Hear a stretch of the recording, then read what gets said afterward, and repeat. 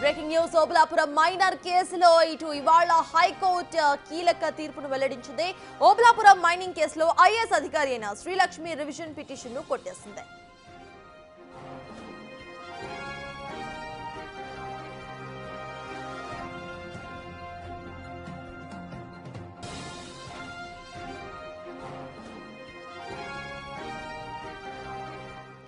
Obulapuram mining కేసులో ఇవాళ high court కీలక తీర్పును వెల్లడించింది.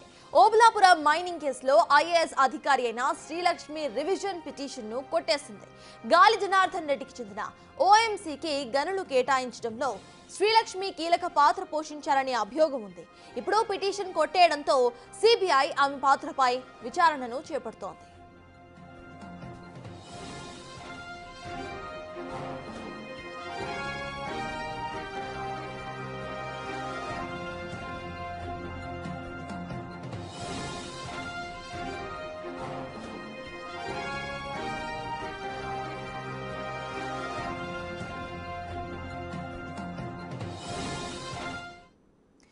ఓబులాపురం మైనింగ్ కేసుకు సంబంధించిన పూర్తి అప్డేట్స్ మా ప్రతినిధి సురేష్ హైకోర్టు నుండి అందించడానికి లైవ్ లో సిద్ధంగా ఉన్నారు. సురేష్, చెప్పండి, ప్రెసెంట్ హైకోర్టు అసలు ఎటువంటి ఆర్డర్స్ ను ఇచ్చింది, అప్డేట్స్ ఏంటి?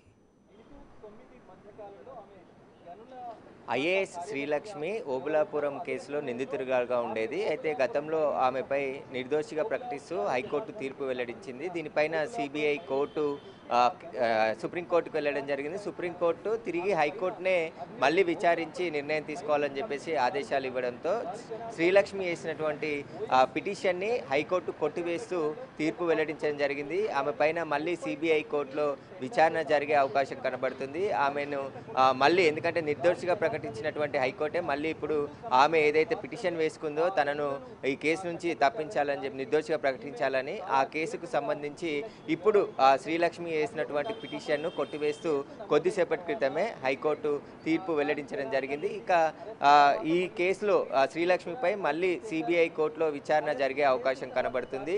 ఆమె పూర్తిగా, ఎందుకంటే గతంలో సిబిఐ వాదనలు వినకుండానే హైకోర్టు తీర్పు వెల్లడించిందని చెప్పేసి కూడా సుప్రీంకోర్టు దృష్టికి తీసుకెళ్లడం జరిగింది. అయితే ఓబులాపురం మైనింగ్ కేసులో శ్రీలక్ష్మి పాత్రనే చాలా కీలకంగా ఉంది. ఆమె గనుల శాఖకి పనిచేసింది ఐఏఎస్ అధికారిగా. అనుమతులు ఇవ్వడంలో కావచ్చు, ఓబులాపురం మైనింగ్ కేసులో చాలా వ్యవహరించింది. ఆమెకు సంబంధించిన పూర్తి ఆధారాలన్నిటిని కూడా సిబిఐ కోర్టులో ఛార్జ్షీట్ రూపంలో సిబిఐ అధికారులు ఛార్జ్షీట్ రూపంలో దాఖలు చేయడం జరిగింది. కానీ హైకోర్టులో ఆమె వేసిన పిటిషన్కి విచారించి ఆమెని ఆ కేసు నుండి డిశ్చార్జ్ చేస్తూ గతంలో ఆమె నిర్దోషిగా ప్రకటించింది. దీన్నే సిబిఐ కోర్టు సుప్రీంకోర్టులో సవాల్ చేసి సుప్రీంకోర్టు దాకా వెళ్ళిన సిబిఐ మళ్ళీ హైకోర్టులోనే దీనిపై నిర్ణయం తీసుకోవాలి, సిబిఐ వాదనలు కూడా వినాలని చెప్పేసి సుప్రీంకోర్టు ఆదేశాలు జారీ చేయడంతో తిరిగి ఇరు వాదనలు విన్న తర్వాత ఈరోజు తీర్పు వెల్లడించడం జరిగింది. ఈ తీర్పు శ్రీలక్ష్మికి గట్టి ఎదురు దెబ్బ అనే చెప్పొచ్చు. ఎందుకంటే ఆమె గతంలో నిర్దోషిగా ప్రకటించిన కోర్టు ఇప్పుడు మళ్ళీ ఆమెని నిర్దోషి కాకుండా పూర్తిగా సిబిఐ కోర్టులో విచారణ జరిపించి ఆమెపై చర్యలు తీసుకోవాలని చెప్పేసి కూడా హైకోర్టు ఇప్పుడు ఆదేశాలు జారీ చేసింది. కాబట్టి ఇప్పుడు జరిగే విచారణ కూడా చాలా కీలకంగా ఉండబోతుంది. ఎందుకంటే ఓబులాపురం మైనింగ్ కేసులో గాలి జనార్దన్ రెడ్డి అక్రమ మైనింగ్ పాల్పడ్డాడు. అనుమతులు తీసుకున్న దానికంటే మొత్తం అక్కడ ఉన్నటువంటి ఖనిజ సంపదను అంతా కూడా దోసేసి కోట్ల రూపాయలు సంపాదించి అక్రమంగా ఏదైతే మైనింగ్కి సంబంధించింది విదేశాలకు ఎక్స్పోర్ట్ చేశాడని చెప్పేసి కూడా అభియోగాలు దాఖలు చేసింది. దానికి సంబంధించే సిబిఐ కోర్టులో వాదనలు వినిపించింది. అందులో సబితాంద్ర రెడ్డి, అప్పటి మంత్రిగా ఉన్నటువంటి సబితాంద్ర రెడ్డిని నిర్దోషిగా ప్రకటించి కొంతమందిని, గాలి జనార్దన్ రెడ్డితో పాటు కంపెనీ, అతనికి సంబంధించిన మరికొంతమందిని దోషులుగా తీరుస్తూ సిబిఐ కోర్టు గతంలో తీర్పు ఇచ్చింది. కాబట్టి పూర్తిగా శ్రీలక్ష్మి సమక్షంలోనే ఈ గనులకు సంబంధించిన పూర్తిగా ఏవైతే అనుమతులు జారీ ఉంటాయో అవన్నీ కూడా ఈమెనే జారీ చేసింది. కాబట్టి ఈమె నిందితురాలుగా ఈ కేసులో ఉందని చెప్పేసి సిబిఐ గట్టిగా మొదటి నుండి వాదిస్తూ వస్తుంది. కాబట్టి ఇప్పుడు శ్రీలక్ష్మి చేసినటువంటి డిశ్చార్జ్ పిటిషన్ని కొట్టివేస్తూ హైకోర్టు నిర్ణయం తీసుకుంది.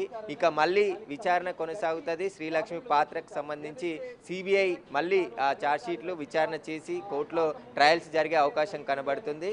ప్రస్తుతం అయితే హైకోర్టు శ్రీలక్ష్మికి హైకోర్టులో గట్టి ఎదురు దెబ్బే తగిలిందని చెప్పుకోవచ్చు. అయితే సురేష్, ప్రెసెంట్ శ్రీలక్ష్మి ఏమైనా పిటిషన్స్ వేసే అవకాశం ఉందనుకోవాలా? దానికి సంబంధించిన అప్డేట్స్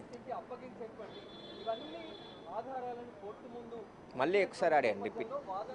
రైట్ సురేష్, అయితే ప్రెసెంట్ శ్రీలక్ష్మి మళ్ళీ ఇంకొకసారి ఏమైనా పిటిషన్ వేసుకునే అవకాశం ఉందనుకోవాలా? ఇప్పటికే ఆవిడని మళ్ళీ విచారించే అవకాశం ఉంది కాబట్టి ఆవిడ మళ్ళీ హైకోర్టుని కానివ్వండి లేకపోతే వేరే కోర్ట్స్ని ఆశ్రయించే అవకాశం ఉందనుకోవాలా? అంటే సుదీర్ఘంగా వాదనలు విన్న తర్వాతే హైకోర్టు ఈ నిర్ణయం తీసుకోవడం జరిగింది. ఆమె ఆ కేసులో నిందితురాలుగా ఉంది, ఆమెని ఎలా నిర్దోషిగా ప్రకటిస్తారని చెప్పేసి కూడా సిబిఐ తరపు నుంచి వాదనలు వినిపించారు. మేము ఆమెకు సంబంధించిన అనేక ఆధారాలు సేకరించి కోర్టులో సబ్మిట్ చేశాము. ట్రయల్లో మా వాదనలు వినకుండానే ఏకపక్ష నిర్ణయం తీసుకున్నారని చెప్పేసి సిబిఐ గతంలో సుప్రీంకోర్టుకు వెళ్ళింది. కాబట్టి ఇప్పుడు సిబిఐ కోర్టులోనే ఇప్పటి వరకు జరిగిన విచారణలో శ్రీలక్ష్మిని మళ్ళీ నిందితురాలుగా చేర్చి సిబిఐ కోర్టులో విచారణ జరగబోతుంది. ఆ జరగబోయిన తర్వాత సిబిఐ నిర్ణయం తర్వాత మళ్ళీ హైకోర్టుకు వచ్చే అవకాశం ఉంది తప్ప ఇప్పుడైతే ఖచ్చితంగా సిబిఐ కోర్టులో ఈ కేసుకు సంబంధించి శ్రీలక్ష్మికి సంబంధించిన పాత్ర పైన పూర్తి విచారణ జరిపిన తర్వాతే తీర్పు వెల్లడించే అవకాశం ఉంది సిబిఐ కోర్టు. కాబట్టి ఇప్పటికే శ్రీలక్ష్మి పాత్రకు సంబంధించి అనేక ఆధారాలు, ఓబులాపురం మైనింగ్ కేసులో ఈమె అప్పుడు ఐఏఎస్ ఆఫీసర్గా ఉంది కాబట్టి అనుమతులు ఇవ్వడంలో కావచ్చు, అందులో అక్రమాలకు పాల్పడడంలో శ్రీలక్ష్మి పాత్ర కూడా ఉంది అని చెప్పేసి సిబిఐ గుర్తించింది. దానికి సంబంధించిన పూర్తి ఆధారాలని సిబిఐ కోర్టులో కేసు నడుస్తుండగానే హైకోర్టుకు శ్రీలక్ష్మి వచ్చి ఆమె డిశ్చార్జ్ పిటిషన్ వేసి గతంలో తనను నిర్దోషిగా ప్రకటించాలి, నాకు ఎలాంటి సంబంధం లేదు అని చెప్పేసి హైకోర్టు ముందు వాదన వినిపించడంతో శ్రీలక్ష్మిని నిర్దోషిగా ప్రకటించారు. అయితే దీన్నే సిబిఐ సవాల్ చేస్తూ సుప్రీంకోర్టులోకి వెళ్ళి సుప్రీంకోర్టు దగ్గర వాదనలు వినిపించిన సమయంలో సుప్రీంకోర్టు తిరిగి హైకోర్టునే ఆదేశించింది సిబిఐ వాదనలు కూడా విని ఈ కేసులో నిర్ణయం తీసుకోవాలని చెప్పేసి కూడా మరొకసారి విచారణ జరపాలని చెప్పేసి ఆదేశాలు జారీ చేయడంతో సుదీర్ఘంగా వాదనలు విన్న హైకోర్టు ఈరోజు తీర్పు వెల్లడించింది. ఖచ్చితంగా ఈమె ఏదైతే ఆ కేసు నుండి డిశ్చార్జ్ చేయాలని చెప్పేసిన పిటిషన్ని కొట్టివేస్తూ సిబిఐ కోర్టు మళ్ళీ విచారణ జరపాలని చెప్పేసి కూడా